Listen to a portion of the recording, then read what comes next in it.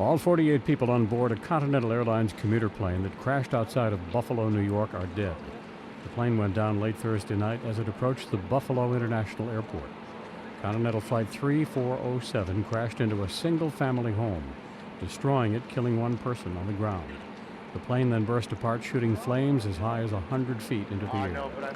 Word of the crash sent worried family members racing to the airport. My sister was on the plane, as far as we know. She was due to come in on that flight? Yes. My other sister, Laura, was waiting at the airport. I heard on the radio that there had been a crash, so I called immediately to see if the plane had landed at the airport or not. And initially she thought that it had, but it turns out that that is not the case.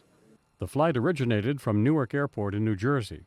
As it approached the airport at Buffalo, it never gave a distress signal. The air traffic controller simply lost contact with the aircraft about 5 miles from the airport. Witnesses say they heard a sputtering sound just moments before the crash.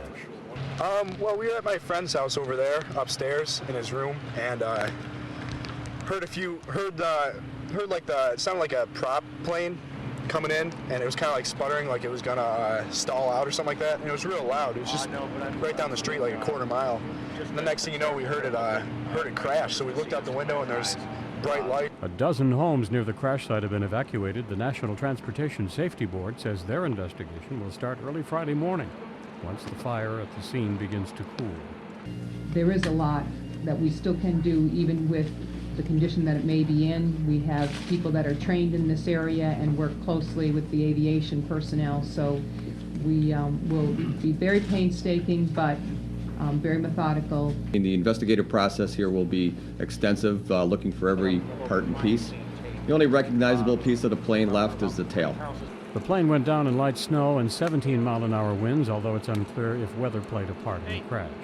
Typical for the last 24 hours. I wouldn't say it was anything unusual. This is the first fatal crash of a commercial airliner in the U.S. in more than 2 years. A Comair jetliner crashed in 2006, killing 49 people on board. Brian Thomas, The Associated Press.